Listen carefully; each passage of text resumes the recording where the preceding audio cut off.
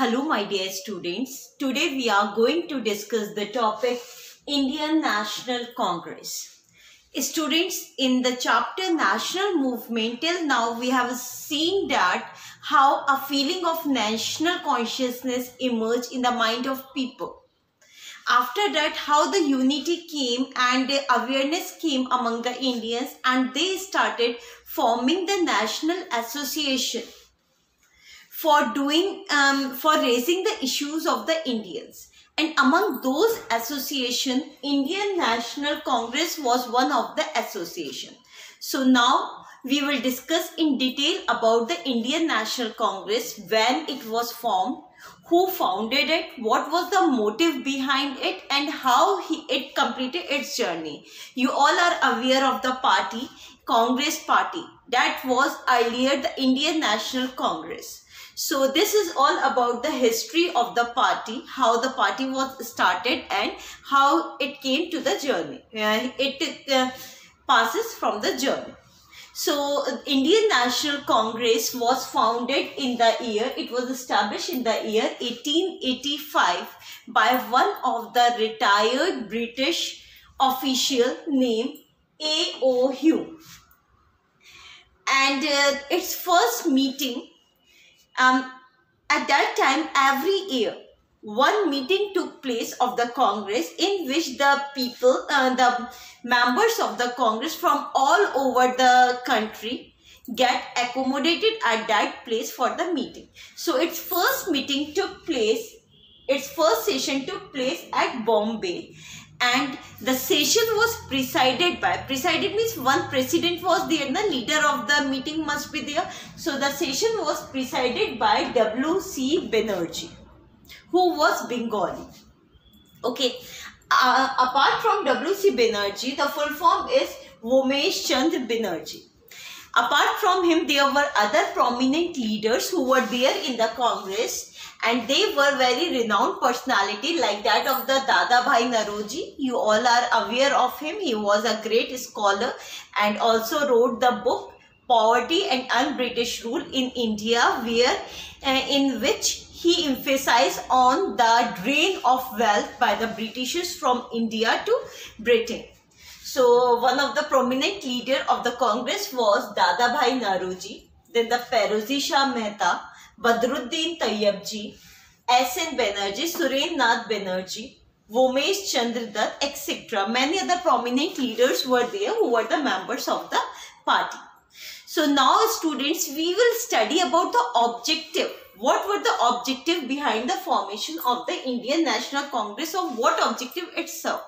Initially, A.O. Hume established the Indian National Congress with the objective to know about the grievances of the Indians, to know about the problems of the Indians, so that it became easier for the Britishers to administer them. This was the motive behind it.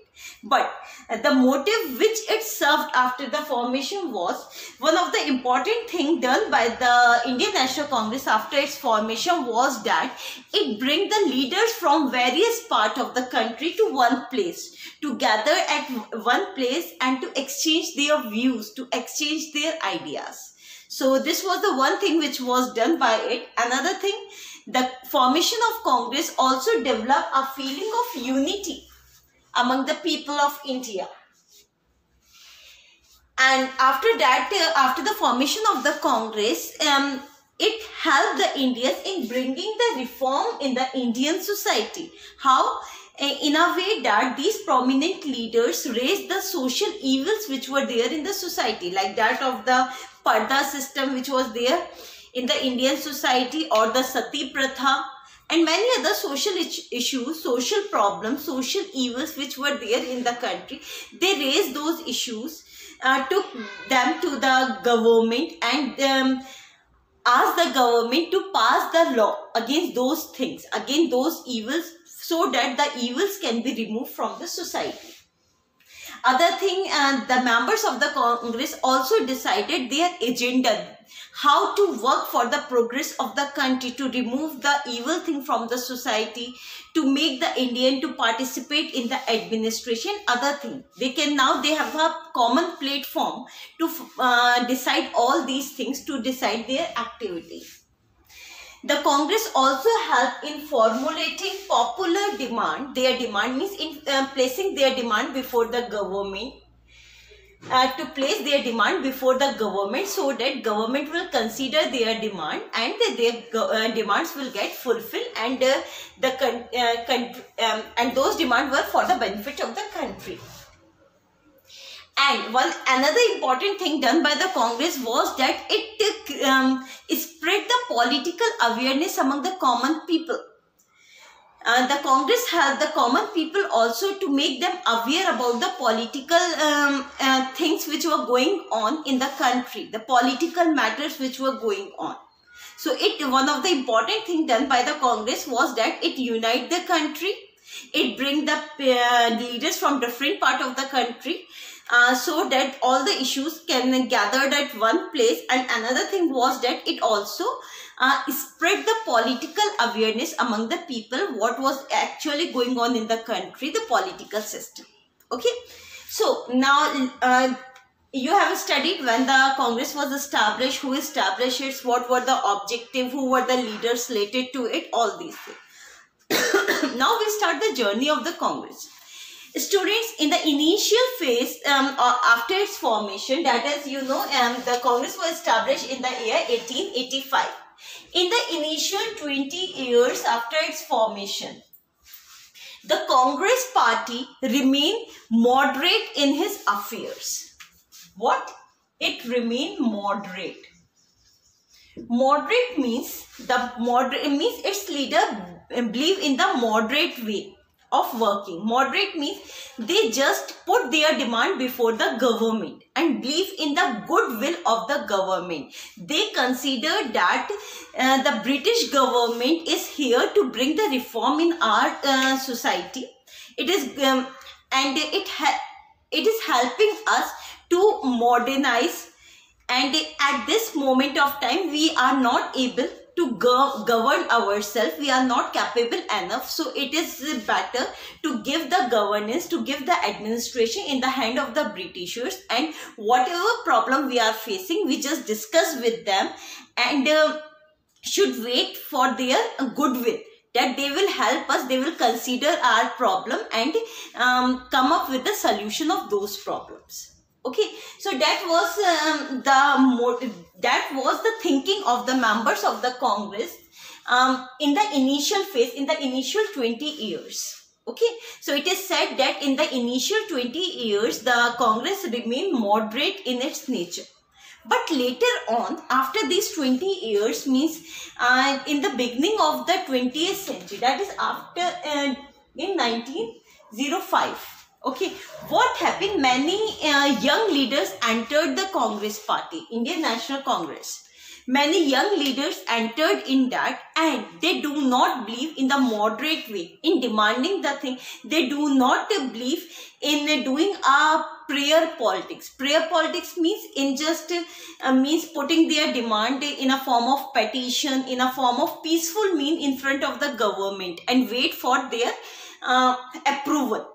So these young leaders do not believe in such kind of things. They just want an immediate answer of their problem.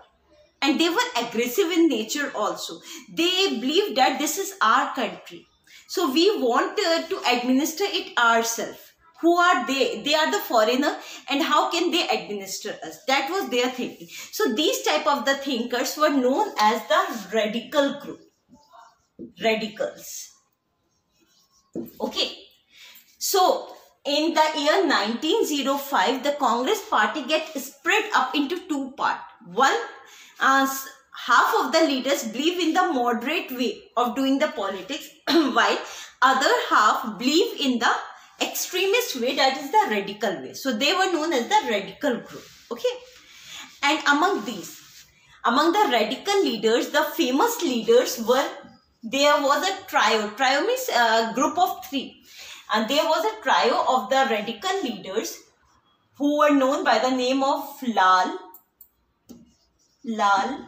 Bal Pal. Lal Bal Pal means Lala Lajpat Rai, Bal Gangadhar Tilak, and Bipin Chandra Pal. Apart from that, there were other leaders also like Aurobindo Ghosh, who was a renowned radical leader of the party. So now you understood who were the moderate leaders. So now students, we will study how the moderate leaders work in the Congress in the initial 20 years. There were many contributions done by these moderate leaders. Firstly, we discuss about the social and the political reforms brought by these people.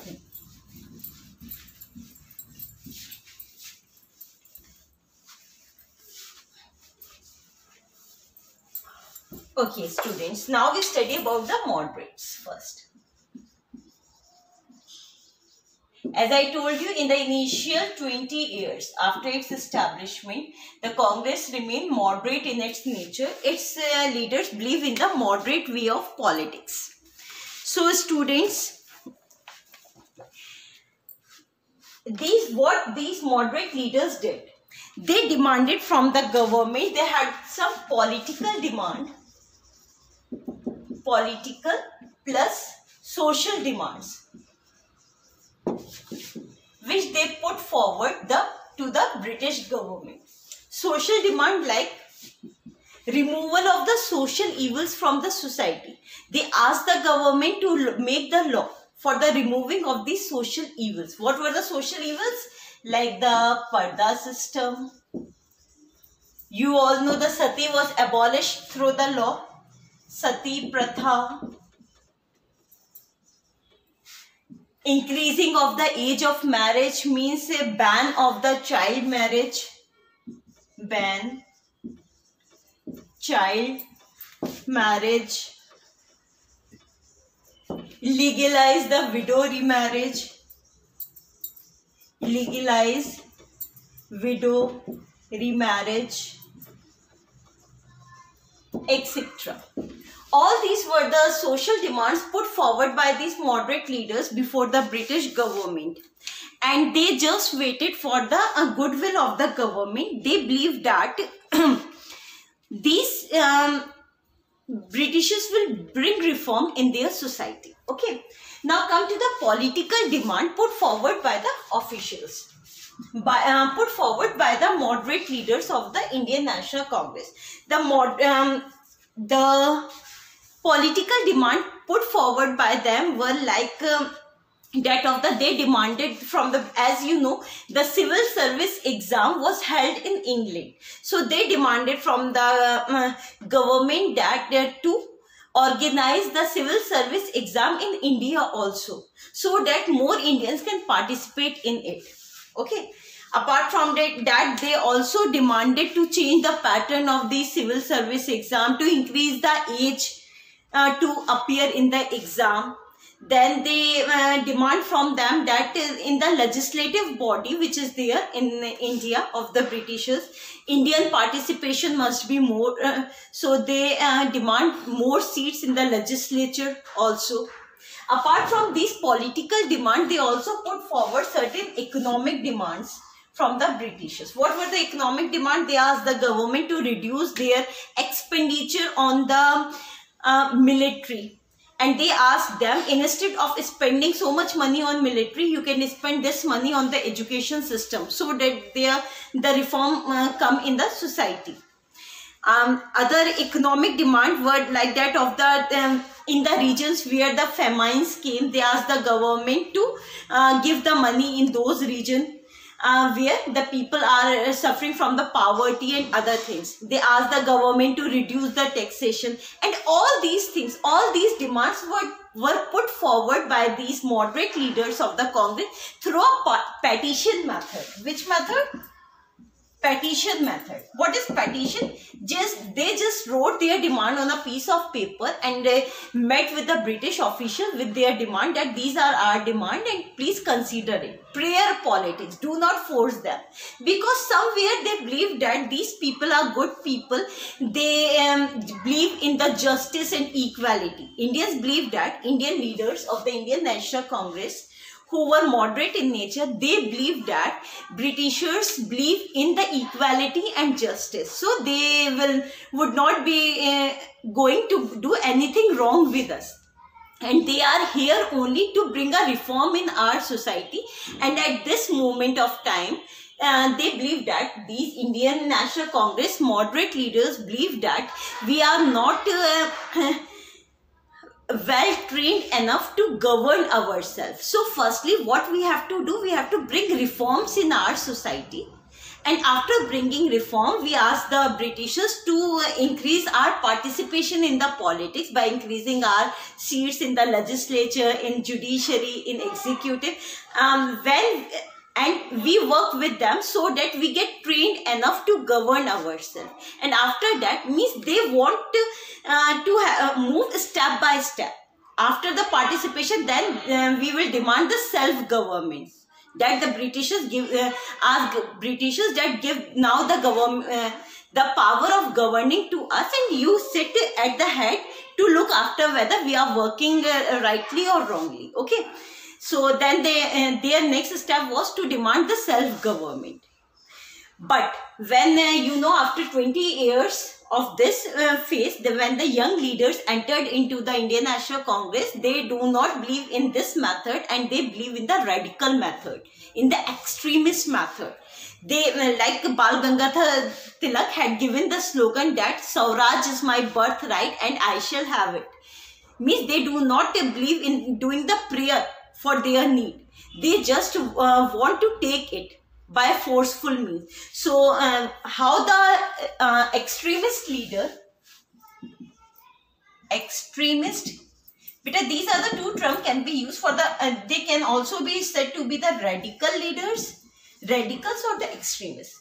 Extremist leader, I had told you who were those, like that of the Lal, Bal, Pal, Lala Lajpat Rai, Bal Gangadhar Tilak and Bipin Chandra Pal. And I was telling you, Bal Gangadhar Tilak had given the slogan, Swaraj is my birthright and I shall have it. And how they demanded, as I told you, moderate put their demand before the Britishers in the form of petitions, while these extremist leaders, they put their demands before the Britishers in a way. They started boycotting the things of the Britishers, and apart from that they started doing the strike. And when by doing these things also, the Britishers were not ready to consider their demand. They also use a forceful means for that. Sometime you all know that Bhagat Singh dropped a bomb on the parliament to open the eyes of the Britishers. So Bhagat Singh was also the extremist leader. Okay, now you understood that what was Indian National Congress when it was established. In the initial 20 years, it was moderate in its nature, but in the year 1905, it get split up in two groups. One of the ideology of the moderate, another group do not believe in that method and they believe in the extremist method, in using a force for demanding their things. And these leaders, Lal, Bal, Pal, apart from that, Bhagat Singh was also there in these extremist leaders. Okay, but Bhagat Singh was not the member of Indian National Congress, but he was the extremist leader. So student, this is all about the Indian National Congress. And now in the next video, we will study about the progress of the Indian national movement. What are the things occur after this? Thank you all.